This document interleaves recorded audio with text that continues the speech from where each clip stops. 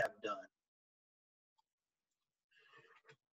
Also on pblworks.org is the website. It has unlimited amount of resources on there, scaffold supports, frameworks, planning, checkpoints. I mean, videos, it has everything. The only thing they ask you to do is when you click on it, and you'll land on the page and it looks like you have access to everything. As soon as you click on resources, the one hyperlink, then it's going to ask you for your email. That's all they want. They just want a profile of you. They don't want any other information than that. And then they send you updates of what's going on in PBL. So it's just another resource that can be really beneficial, especially with these uncertain times that are occurring. So they are constantly working on updating and keeping up with the pandemic and being responsive to that.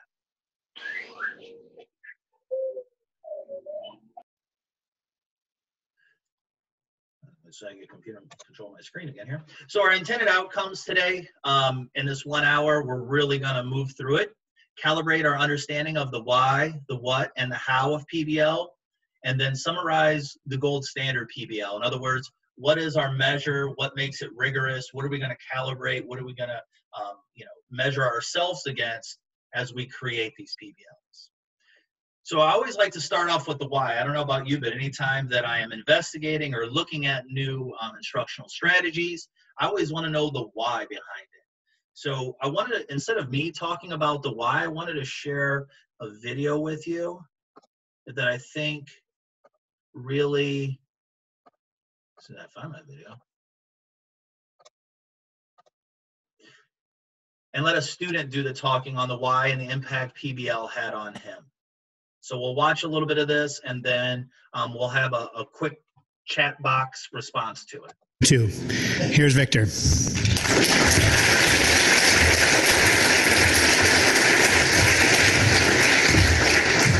Good morning, everybody.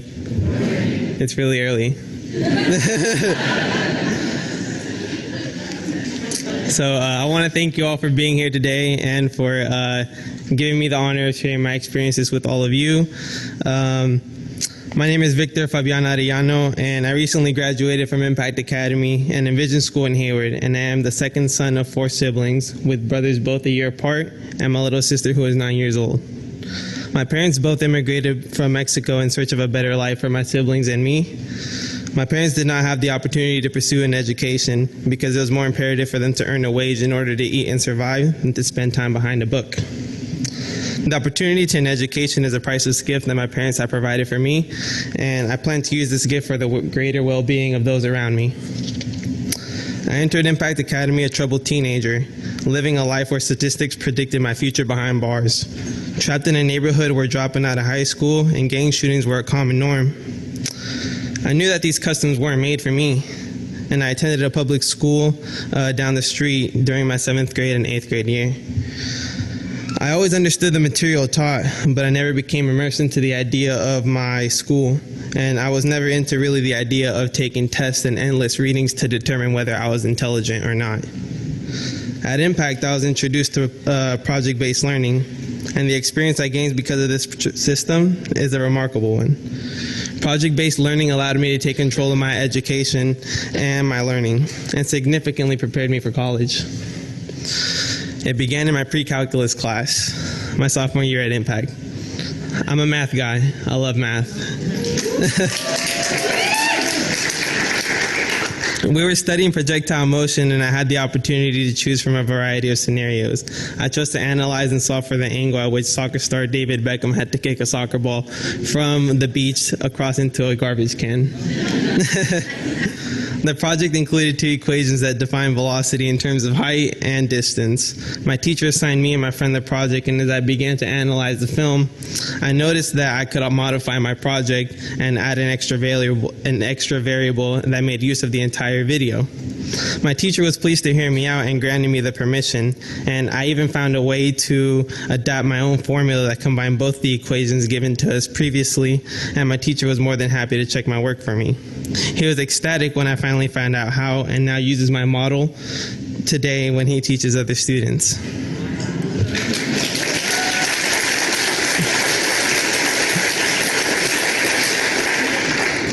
The project gave me structure and the chance to learn about class concepts at a deeper level than I would have learned if I was just reading out of a textbook.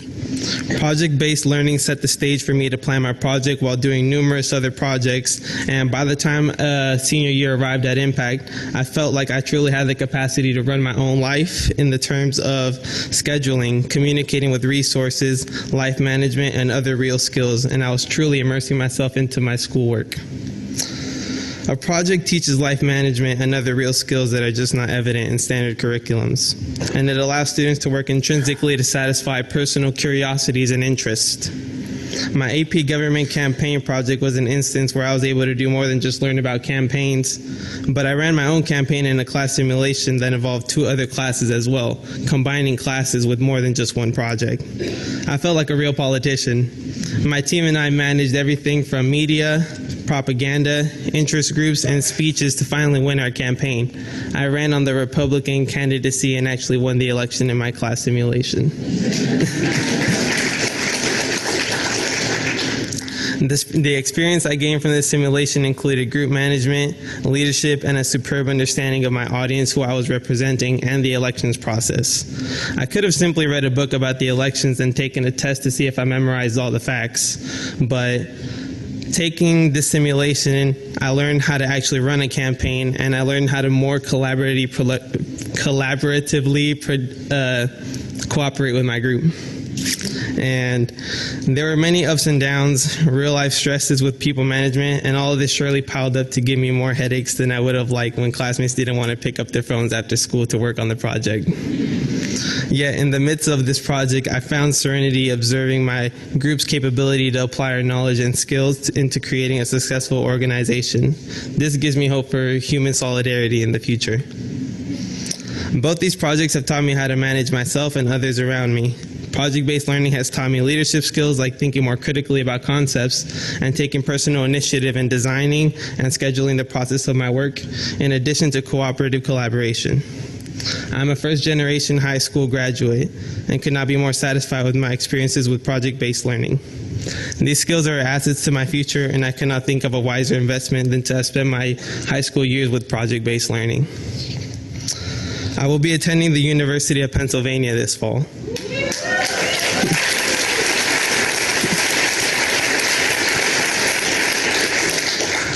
And I'm more than honored to be the first student in my school district to achieve the dream of attending an Ivy League institution.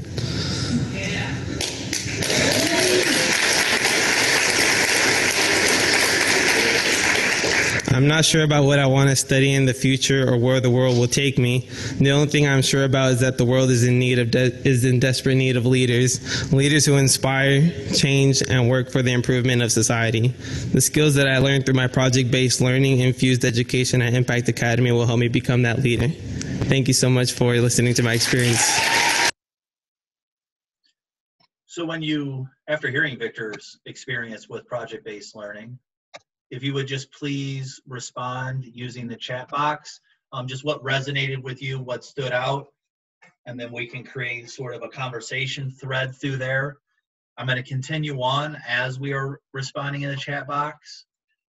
When Victor was talking about the things that he took away that were beyond the academics, he learned something called, essential skills or success skills. We used to call them 21st century skills.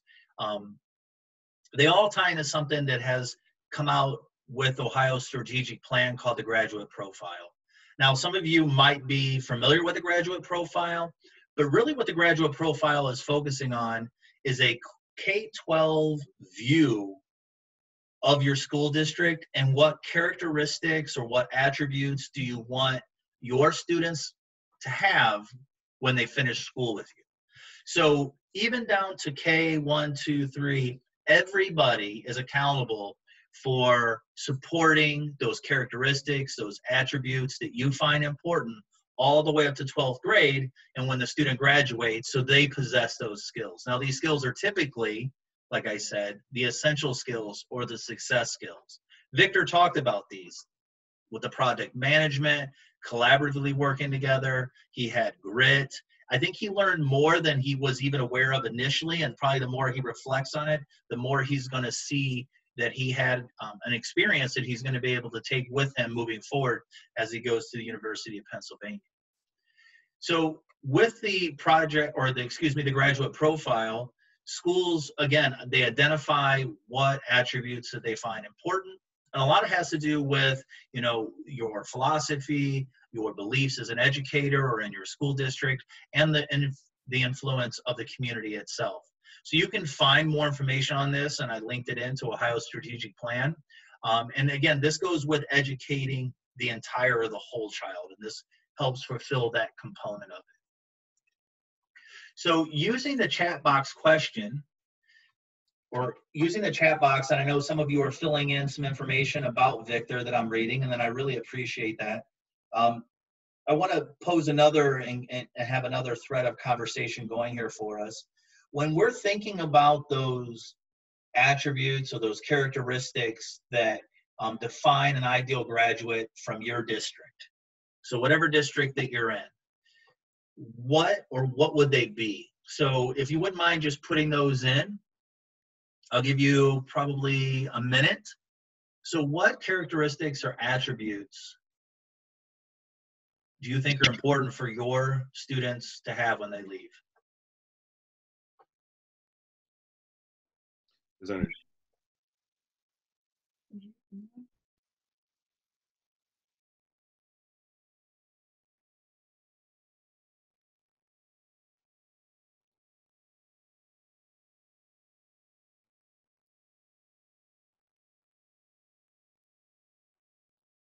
So see them coming in, social consciousness, characteristics that are important: respectful, responsible, self-sufficient, critical thinking skills, those soft skills, absolutely. A global learner.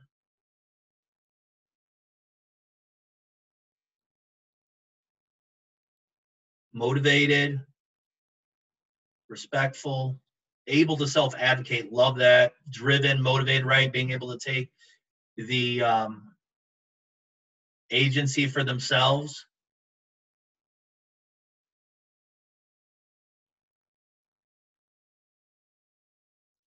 All right, so when we think about your responses, they tie directly into some of the examples. You're going to see correlation here between what the state has come up with for attributes of a high school graduate: the critical thinking, the problem solving, that resiliency, right? That grit. We always talk, we want our students to have grit. Well, how do we get them to have grit? We have to explicitly teach them how to have grit, right? How to have perseverance. We have to explicitly teach them, and then we have to progress monitor them and give them feedback on that so they can reach that goal, that learning intention of having these success skills. We want to have social, emotional, interpersonal skills, right? We want them to be innovative and creative. But what does that look like? We want them to have cultural awareness. So what I'm presenting to you is that PBL can and does deliver these opportunities for us as instructors and as teachers, and provide our students, or to provide our students with an opportunity to learn these. So to kind of tie in and support that, so you don't think I'm just making this up, this comes from the jobs report in 2010. I know that was 10 years ago, but they're still using, even one that came out this or last year in 2019, they were still using the same information for the jobs they were projecting out. So these are the skills most highly valued, high wage, high growth, high demand jobs that they want people to have. So this is after they leave high school, and if they go right into the workforce, or if they go into college and then after they leave college and then going into the workforce, these are the skills they have. Now, I've talked to many corporations, CEOs, presidents of companies. They spend a lot of time training their employees to have these skills. So this is one of the areas, and you're going to see several areas here, that employers all around in several different industries or environments that they're looking for their employees or potential employees to have, that they don't have to spend time on. Yes, they're already coming in with an academic background. They're obviously intelligent. They have those skills, but they need these other skills in addition to those. So the active listening, the reading comprehension, the ability to critically think, right? The writing has become so big and such a big focus with corporations. A lot of people are requesting potential candidates write essays. if they're working for a business job, so they can see how they're able to communicate or how well they do. That monitoring or assessing their own performance, being able to see where they're at. The coordination, right? Adjusting actions in relation to others, just like Victor did. That social perspectiveness. And then you can see some complex problem solving, the active learner, and then time management is another one of those areas as a teacher that we want our students to have that time management skill, but how do we facilitate that? So some of the abilities that go along with the skills that they're looking for is that oral comprehension, able to listen to someone, listen to their ideas, and then be able to give them feedback. And then in addition to that, to talk about their own ideas so other people can understand it. And then, speak clearly. And then some of the other ways would be the fluency of ideas, mathematical reasoning, and originality. So another question for you to put into the chat, if you wouldn't mind responding, and I'll take a pause while you do this, is what do you think the number one reason students give for dropping out of school? Do you think it's A, they were failing and requirements were too difficult? B, they left for personal reasons? C, they were bored? Or D, too many missed days and could not make up all the work? So just respond by putting the letter, and I see them coming in. Thank you.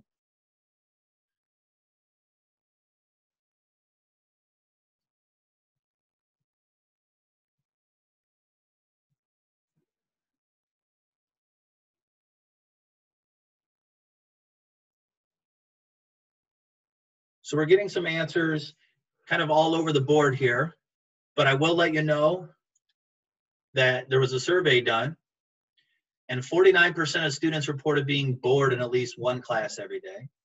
17% of students were bored in every class every day. And this was a pretty sizable study, and they're actually doing another one right now. This one had 275,000 students in it. And the number one reason for students dropping out of high school is boredom. So it would have been C. So according to the students, they gave various reasons, right? So the material wasn't interesting. So 81%, the material wasn't relevant. And then there was, and I found this one really interesting, but there was no interaction with the teacher, was 35%. So when you really think about that, and you think about how important relationships and rapport can be to helping and connecting with our students, this is really important to them. And one thing I think about too with perspective, that we have our perspective of the way things are going, but the student's perspective to me is reality, right? They're our clients, they're the people we're working for. What do they think about what we're doing? So when they're saying that they, it wasn't interesting, that it wasn't relevant to me, and they want more interaction with us, then I feel like we need to be responsive to that. So in addition to that, students were also asked about what instructional strategies or instructional methods. So we know they like to discuss and debate because they like to argue. I found group projects, 60% of them like group projects when they act like they don't most of the time. Projects and lessons involving technology, which is pretty straightforward. And I think when they do this again, when this new study comes out later this year, that percentage is probably going to be higher yet. And then also student presentations. They want that opportunity to be able to respond and show what they learned to an audience and convey that information to them. So, which brings us to active learning. So we're still on the why of PBL, and PBL really allows and promotes the idea of active learning. So if you look at Michael Prince's active learning is generally defined as instructional methods that engages students in their learning process, right? So the core elements of this is getting students to participate and be engaged in the learning process. So students want more hands-on activities, and they want more opportunities to discuss their ideas with others. So it's kind of funny when you look at the historical picture of, if you will, of education, of the students sitting in rows, from the 1950s or 60s, and one of my colleagues calls it cemetery seating. And then you compare it to now. There really is not a lot of change. And from what it was, and we know so much more, and we're still not able to apply it. Now, I know there are barriers that exist, right? Furniture, class sizes. There are things that impede us from having these, modular seating and all these different things in the classroom. But I'm just asking you to reflect and when it is, a possibility, I would take advantage of that opportunity so that the students can be in more of an inclusive setting as opposed to in rows in a rigid format. That way we can get them up and we can get them active in their learning process. So continuing with the why, as we kind of wrap this section up on the why to use PBL, PBL kind of gets knocked around a little bit as like a soft skill sideshow, that we're only focusing on those, success skills, those 21st century skills. But I wanted to provide you with some information. I don't know if you're familiar with John Hattie's work in visible learning, but he looked at, and he's still continuing this, over 1,200 meta-analysis to determine the effectiveness of instructional strategies and interventions used in the classroom. So what he did, he took all of the instructional strategies that we're already using. So this is not a new thing. So he took all the instructional strategies in, and he measured effect size. What influence or effect or impact does that strategy or intervention have on a student's learning and growth? Well, what he came up with was a hinge point or a determining factor of 0.4 or 40. So you can think of like the hinge point of 40 as one lap around the track, right? So when we're thinking about our students' growth, we want to get them to go one lap around a track. So if that's one lap around a track, then jigsawing is a 1.2, self-efficacy is a 92, transfer strategies is an 86, and you can kind of see as this goes down. These, especially the top ones, are more than 2 laps around the track in some cases, and more, which is indicating that it's more than 2 years worth of growth, or extremely strong evidence that there's more than 2 years of growth. So the point I'm making here is that these strategies, and there are just a few of them here, are the researched evidence-based strategies that are supporting PBL. PBL is the catalyst, if you could think of it that way. It's the vehicles, the mechanism for learning, and including and incorporating these high-yield strategies in our classroom. So when done correctly, PBL, you can get some really high-yield effect sizes with your students that either, you were struggling to get some of these strategies in place, but now we're getting multiple strategies in place with utilizing one umbrella strategy, which is PBL. So I have another video clip, because instead of listening to me talk the entire time, I wanted to, and I like to see, I'm very visual, so I wanted to show you a video of a classroom where a PBL is taking place. This is an 11th grade classroom. It's a chemistry classroom. And you can kind of get a sense of it. Now, I want you to think about this so you have a lens to look at it. When you are viewing it, know that it's edited, so it looks nice, obviously. But the other point is that I want you to consider that this teacher, he has and he is doing, but it's really not the highlight of it, regular traditional instruction. So you don't throw out traditional instruction when you're incorporating PBL. PBL is the mechanism again, right? It's the vehicle for it. So you're still doing notes, you're still doing explicit instruction, mini lessons, you're still doing all the things you're already doing that are working for you. You never want to get rid of those. But PBL is just another way, or a deeper way, for students to look at content. So we're gonna watch this for a couple of minutes, and then we'll come back and see what resonates with you, and I'll ask you to respond in the chat box.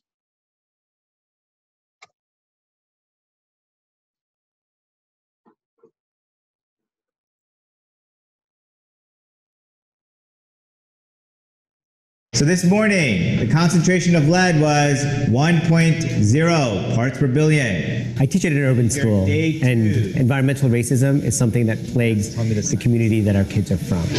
And so I was looking for a project that included this idea of environmental racism, but in sort of a larger context. The crisis in Flint would serve as the main case study that my students would focus on to explore this idea. I want you to consider a different perspective, a different compound you may think might work. One of the major issues with the Flint water crisis was that public officials did not include corrosive inhibitors. Corrosive inhibitors are typically used to prevent lead leaching into the water system. And so the driving question for this project became, what is the most effective corrosive inhibitor? So there are 3 exhibits for this mystery piece. Here is how we're going to interact with the posters. We're going to use this thinking routine called See, Think, and Wonder. There are 2 for things you see. I see that. There are 2 for I think. My interpretation of what I see is. And then I wonder. I have a question, and this is my question. So we kicked off the project using a mystery piece. And the purpose of the mystery piece was to captivate the students' interest in the particular topic that we'd be studying without fully giving it away. And so the mystery piece consisted of pictures, text, graphs, images of the Flint water crisis. And the purpose of this was basically to spark the curiosity of the students. I wanted them to make an emotional connection to this project. So the big reveal, this semester we are going to be studying water quality, okay? And we're going to be looking at Flint, Michigan. I was fortunate enough to see all of the really interesting ideas you posted. What I want you to do now is make that public to your group. Well, I wondered why people still have to fight for water when it should be all right. And people in Flint still don't have clean water. It's been years. I also wondered if the schools do choose to shut the fountains down, what are they going to use as a replacement? And so during our whole class debrief, I used another protocol. I used to think, and now I think. And one of the students thought about Flint, but his thinking got challenged because of some of the images that we saw. Our learning targets for today are, I can design an experiment to test the effectiveness of corrosive inhibitors. I can develop a testable hypothesis. I can generate a hypothesis based on my research. So after the entry event, students needed to develop background knowledge on the topic. Marcus, others would say that sodium silicate is a more effective corrosive inhibitor because it serves both needs. And so we read secondary sources, we watched videos, we listened to podcasts about what was happening in Flint, and we generated lots of questions. And then we categorized those questions into 2 lists, what I need to know and what I want to know.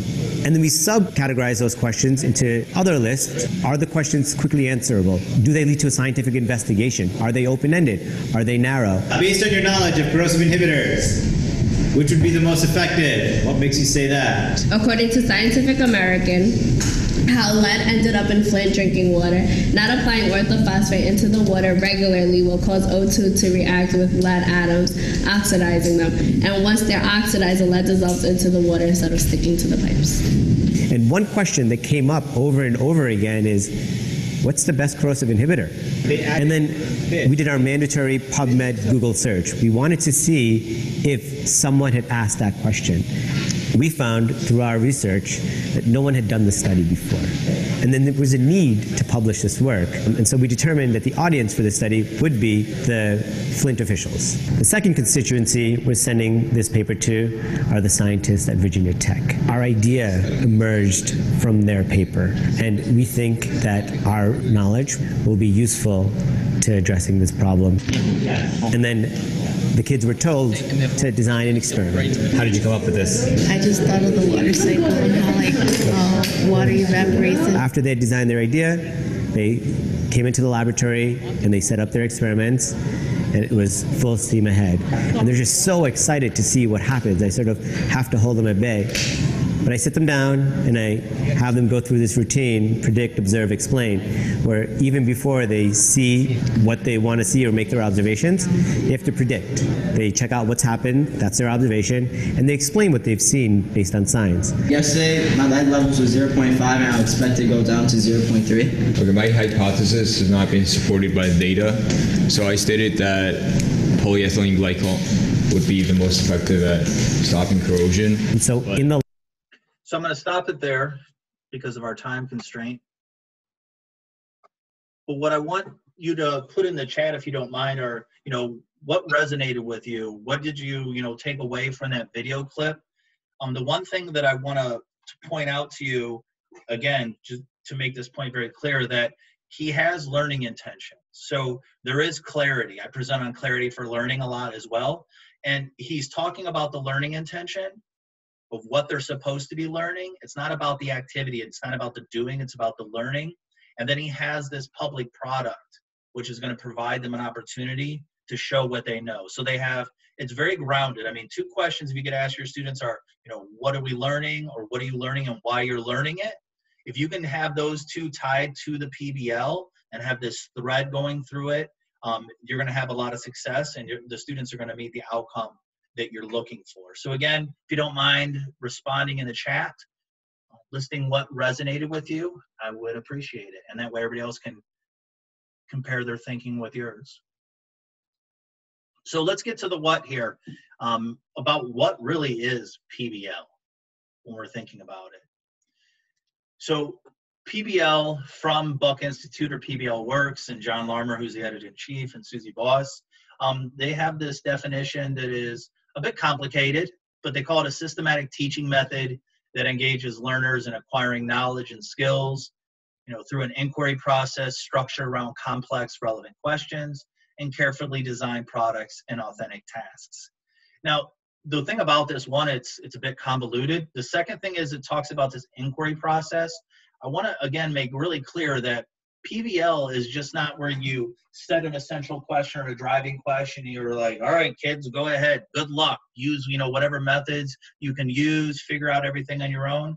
You are still absolutely utilizing traditional components to build their skill set, in addition to utilizing the PBL. So the PBL definition that is a little bit clearer to me, the students work on a project over an extended period of time, from a week up to a semester, and then engages them in solving a real world problem, just like the Flint, Michigan problem, right? It couldn't get any more authentic to that. And then through the process, and I will warn you, it doesn't always work out so perfectly, right? I mean, he had one thing planned, and then they find out that no one really was asking in the real world what was the best corrosive inhibitor.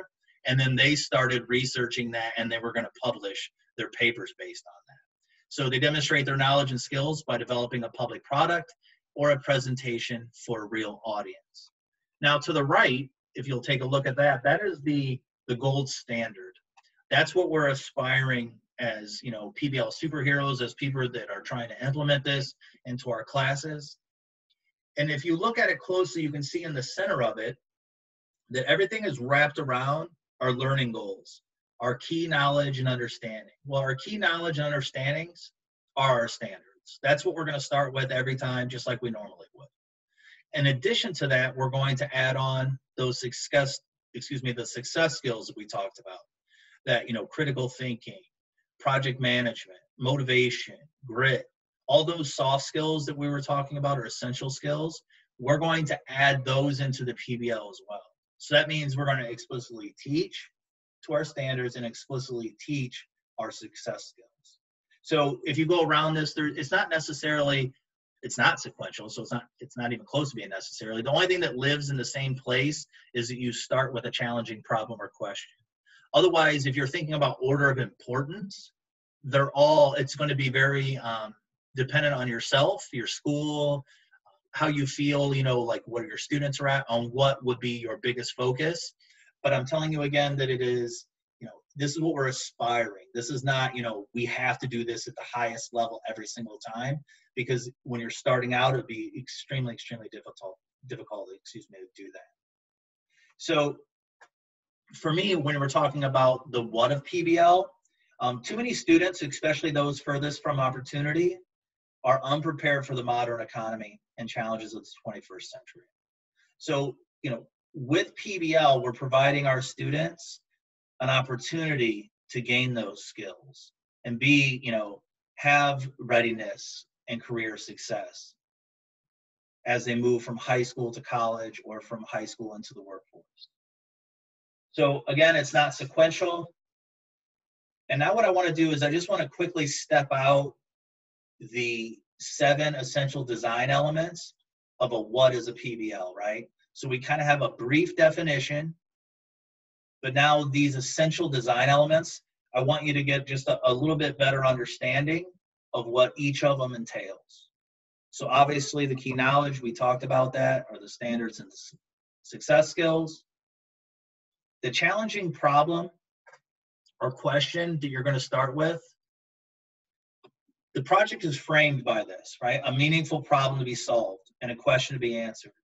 So you can think of it as an essential question if you're already utilizing essential questions, where they're open-ended, they're not easily answerable. There's typically not one right answer. You don't want it to be something like, what is the water cycle? Something they can Google. You want them, to be thinking about it. It's going to drive their learning, just like an essential question would do. We want to have sustained inquiry as another design element. So the project, involves, you have to have it, we need to engage them in rigorous extended process of, inquiry over an extended period of time. It could be a week, it could be 3 days, it could be a month. That doesn't mean you're in the PBL every single day over the week or the 3 weeks or the month, but it is, again, it's part of what you're doing and part of your instruction.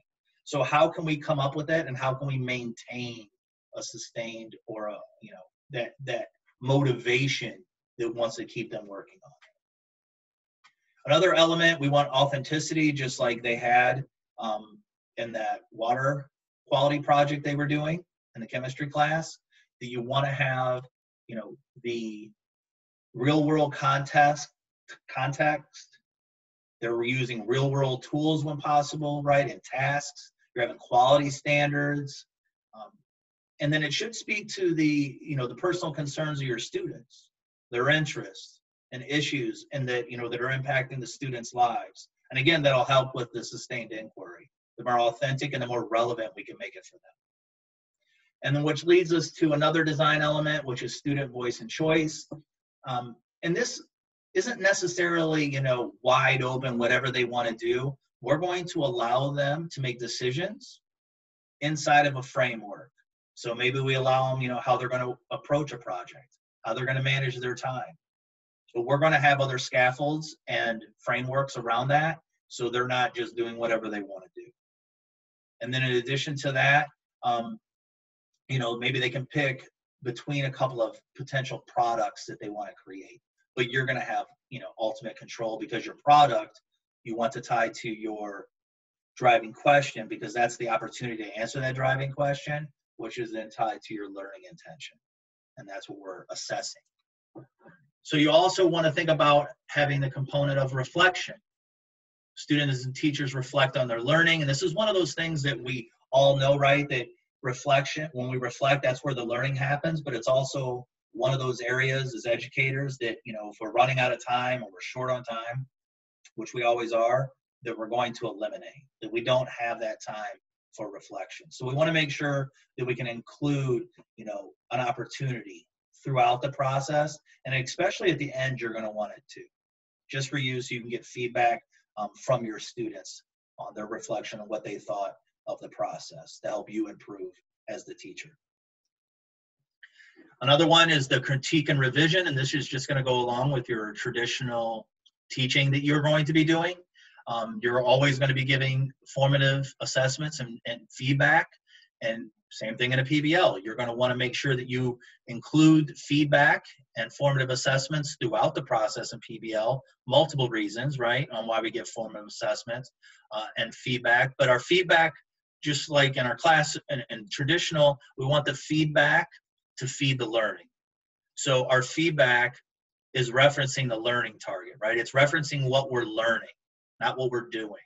So, our feedback is going to go directly to that, so we can get the outcomes that we want. But we're going to have to set our students up for that success with feedback, depending on their grade level, and depending if we're in virtual or if we're in face-to-face. How are they going to receive their feedback? Where are they going to find their feedback? How are they going to use their feedback? All these structures we're going to have to think about and help and put in place scaffolds so our students can have success. And then finally, the public product, right? This is what, students make their project work public by explaining, displaying, or presenting it to audiences, hopefully beyond the classroom is what we want. So when we're thinking about PBL, our students are always creating, writing, doing, they're answering questions, doing math for us. And their response to that can be a little less than motivating to them. So we want to try to take it beyond the classroom. We want to have the students have an opportunity, you know, to present to people outside of our classroom. So three actually misconceptions about PBL. And if you're in PBL and you're around PBL a lot, this is something that they always say: PBL is not the dessert. PBL is the main course. In other words, PBLs are meant to be done throughout the learning. The dessert would be a project, something that happens at the end, it's summative, that you're not working on as part of the process, or it's not the vehicle to demonstrate our learning. The project would be, we've done this body of work, and now here's our project to show summatively what we've learned. Projects are not bad, they're just different. So PBL is not the same thing as making something or doing an activity, right? It's focused on involving intellectual challenging tasks, and products focused on research, reading, writing, and discussion, and oral presentations. And then one of the extremely important things that I talked about earlier, but I want to keep reiterating, is that it is not an instructional method that requires teachers to abandon all their former practices. So you're not throwing out what works, you're not throwing out traditional components. It's the vehicle again, right? So, and it enhances even your traditional teaching practices that you'll see when you start incorporating PBL. So I have a short video that I'm going to send with you, and this is a 3rd grade tiny house project. It's a great example of how you kind of incorporate the 7 design elements, including the key knowledge, understanding, and success skills. But due to lack of time, I don't want to rush us much more, but I will send it with you. And then I'll also tell you that in the fall and October that I'm running. This is like a shameless plug, so I apologize, but this is for those people that are interested in taking it another step. In October 21st and 28th, or on October 21st and 28th, I'm going to see what the environment's like, you know, what we're working like, but I'm going to be offering the more traditional PBL 101 that I offer at the ESC. And when we do that one, we work through the whole process from start to finish. And when you are finished with it in 2 days, you have a PBL that you can implement or you can use in your classroom. So we go over each element, we step it out, we work together, we collaborate with the group of participants, provide feedback, and then when you're all done, you have a PBL that you can implement and use. So you will definitely see this video again in the future. So when you're considering, you know, the scope of your project, when you're starting out, just like anything, you want to start small, right? You want to do it well first before you start expanding. If you're ambitious, you can see that there's a range of ways that you can approach this. So from the duration to the breadth to the who's involved, you know, are you going to simulate the real world? Is it going to be for the real world? Maybe that changes throughout it.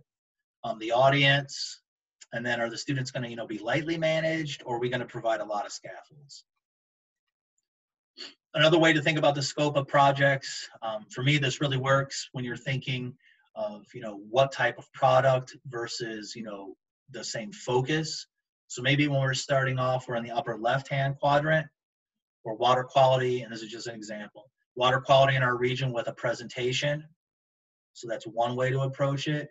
All the way down to the bottom right, if you're really ambitious and you want to get away from like death by grading, where everything is exactly the same, to the different product with a different focus. So water quality in any region with a choice of product. The only thing I caution is that if you're going to give them options on the products for their projects, that each option is really tied and tethered to, you know, your driving question, and then ultimately it's going to be demonstrating how well they're going to do our mastery of the learning intention originally. Because sometimes you can come up with all these really great ideas, and maybe only 1 or 2 of them are really tied to the learning intention, where the other ones are just really cool activities for them to do. So with the how, with the time remaining, again, remember this is our goal. We're going to start with our standards always. That's the expectation. And the goal is to have the 7 design elements embedded in our PBL as best we can. So the first thing we want to start with are our standards, right? We want to look for those big ideas in our content areas. We want to refer specifically to standards in scaffolding and assessment and make learning goals clear for the students. And I put on there just the link to the testing specifications and blueprints. So if you're a tested area, an ELA math or science, depending on what grade, and even history into high school, then that would be an area that you want to focus on, perhaps to pull your standards from for your PBL. In addition to that, when looking for standards to connect to PBL, and I use math here, right, that, you know, we want to consider the level of inquiry that the standard could encompass. So we're not picking standards that they're not, you know, needing to investigate and research. We're looking for those standards that they can connect, you know, to other standards and connect their learning to future learning. So when we think about standards that will have connections in either like future math or ELA or science or history, and or in the course and in the real world. So remember, the other thing that I wanted to say, again, that not all standards are worthy of a PBL in and of themselves, but all standards can be part of a PBL. So this is what, you know, you're trying to link them together. So maybe you have standards you're hitting, like you typically do. You have your fence post standards, right? The ones that take time for the students to learn, and you have to keep circling back to. And we have those rail standards, those supporting standards. So maybe we take a bunch of those supporting standards, so, you know, and leading up to that fence post. So you want to, you know, oftentimes projects encompass more than one, which I hope, because one standard, that's a lot of eggs in one basket there. Identifying the standards and project idea is only the beginning, right? You have to adjust it and adapt it to the gold standard to ensure its completeness and its consistency. And that's really what that gold standard does again. It just measures, calibrates our PBLs and what we're doing with our students. And then have, you know, your specific students in mind when selecting a project idea. So sometimes we think about project ideas, or we have, you know, an ELA, if you have an anthology or you have a book you like to read, and we try to wedge standards in to fit, you know, to the activity and to our students, but we want to really think about our students and what the actual standards are asking us to do. So with the what of a PBL, this is a very basic project path that you would take. With a PBL, you would start with that launch project, the entry event, and a driving question.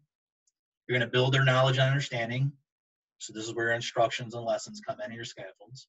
Develop and critique, so help the students reflect and revise their learning with feedback, and then present the products.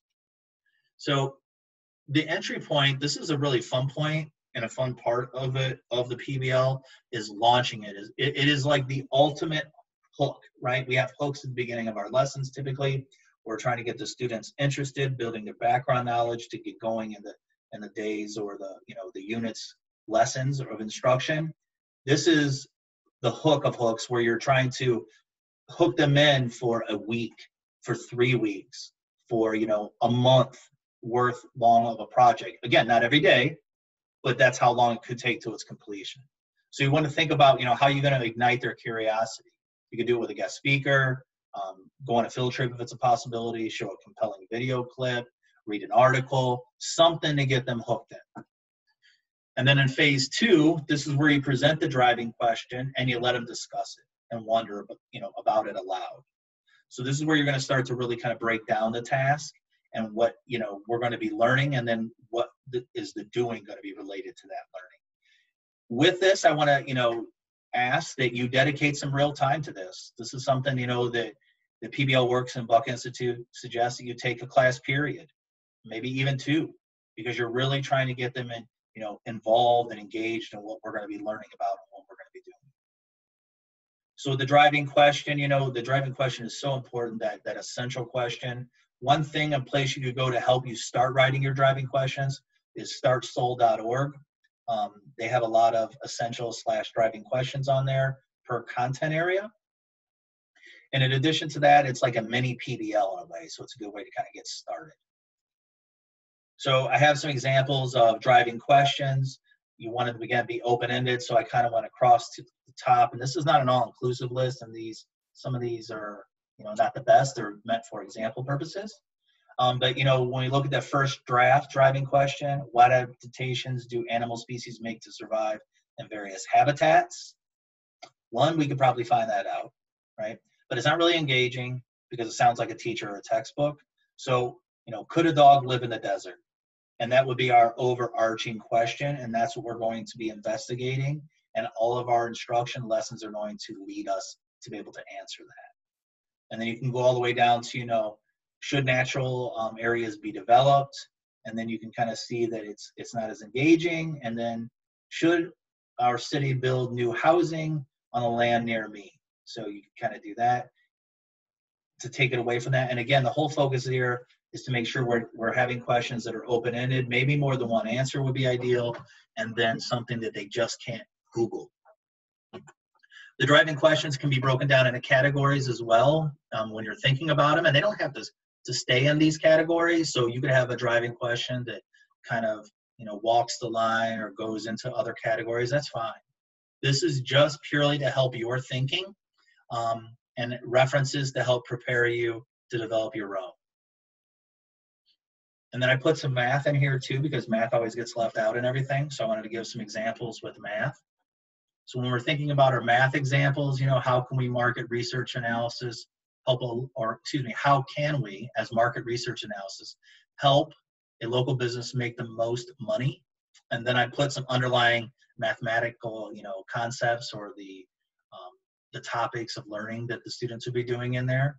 So you can kind of see how you're utilizing multiple standards. And I tried to have an elementary, a middle, and a high school to show you.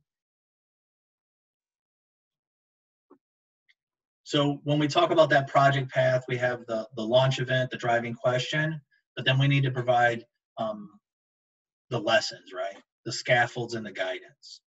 So we need to help all of our students access the project regardless of where they begin. And this is that UDL, that Universal Design for Learning. We want to remove all the barriers at the beginning as much as possible so all students have access to it. We want to, scaffold success skills as well as the content, like I talked about. And then you obviously, want to utilize thinking routines, like you could see him do that in the chemistry example for the Flint Water Michigan or the Flint Michigan problem, protocols, and teach students how to find and answer questions. And then obviously break the learning down into steps. And with the development and critique, so this is like the third step in the project path. You want to, project provides opportunities to reflect on how they're learning and what they're learning and on the project design and implementation. And so this is where, you want to co-create norms with the student, encourage, students to ask questions, provide sentence stems, how to talk to each other, or how to work through this process, make it easy, or okay to take risks and fail, and then celebrate those accomplishments when they happen, especially in a PBL, because it can be an enduring, complex task. And so you want to make sure you celebrate your accomplishments and the students' accomplishments. And then finally, in the project path, they're going to present their products. So like I talked about before, typically they're presenting to us. So, the public product adds greatly to it because it's a motivating power and it encourages high quality work when they know it's going to go beyond me or it's going to go beyond you.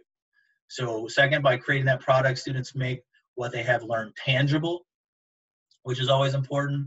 And then finally, when you have the students making work public, it's a great way to communicate with the community members, the parents, the board, those outside of, look at our students and look what they're capable of doing. Look how innovative and creative.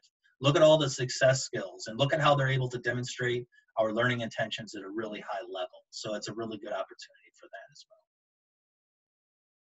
So in addition to that, we have a lot to cover still, and I only have a few minutes. So when we're talking about managing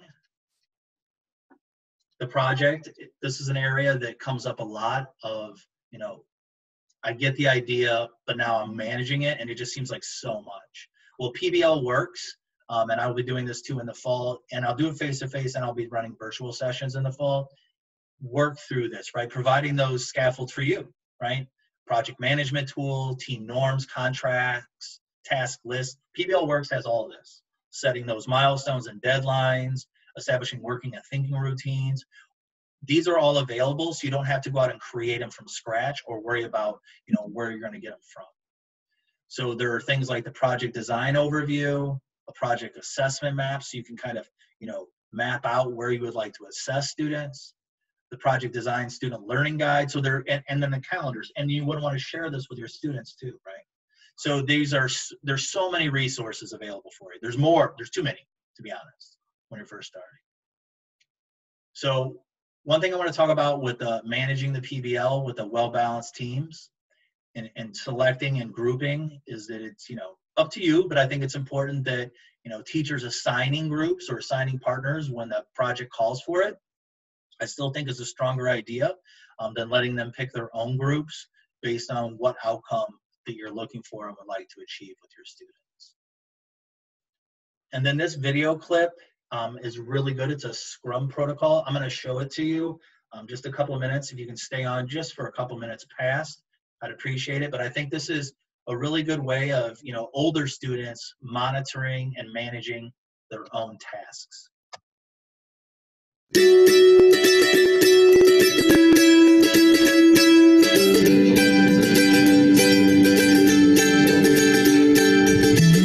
Project is something that, like group work, can't just be accomplished easily. A lot of people think that we'll just create and do something and that's a project. In order for it to be successful, any teacher that's tried to do something that has a lot of student choice and agency and takes multiple iterations, they know that there's a level of management that needs to be there for students to be successful.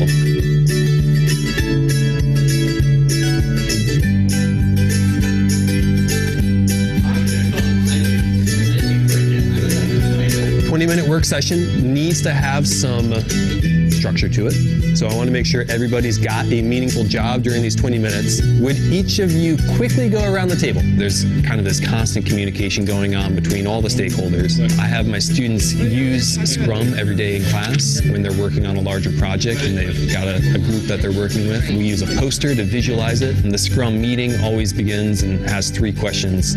Every member shares, without taking too much time, what have I accomplished since the last meeting? What am I going to work on between now and our next meeting? And what issues or concerns do I have about the project currently? And if you would take one of the Post-it notes, put your name on it, and move it over to in progress. So this is a Scrum poster. It's basically just a poster that helps us visualize what we're doing and what needs to get done. The posters typically have the defined product features and then another column for things that still need to be done. For our lander, we have this section, PBIs. It stands for Project Backlog Interface. It's pretty much just all the details and different design choices that we want to put on the lander. A third column is the tasks that are in progress. When one of us actually starts working on it, we put it in the in progress section. Then maintaining is just after you've finished it.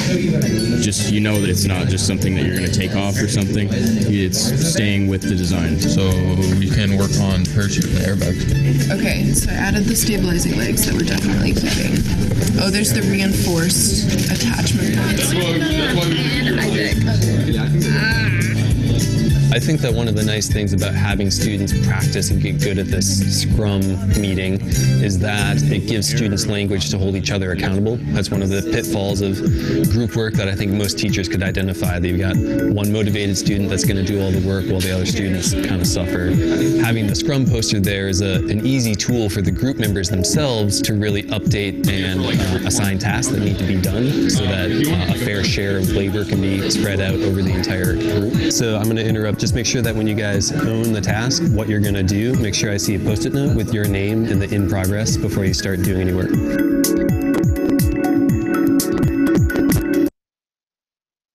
So I like that example to show how, you know, you can have a protocol or a system in place to help you manage the PBL and then obviously instill how to manage their own projects.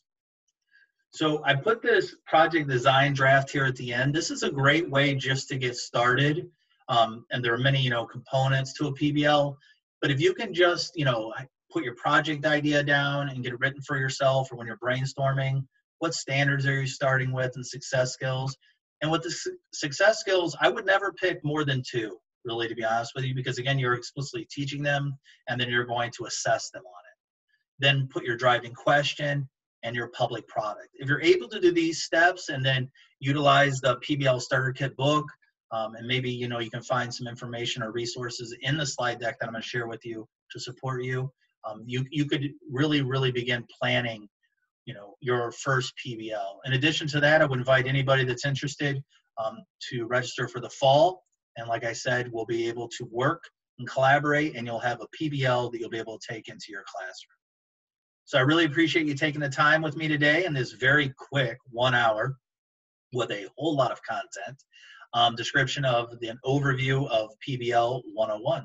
So if you have any questions, please feel free to reach out by email, and I would be happy to answer them and get back to you. Or you can contact Ronnie Stample, who is also on the call. So thank you for attending, and enjoy your summer, and I hope to see some of you soon. Thank you. Thanks, everybody. Thank you.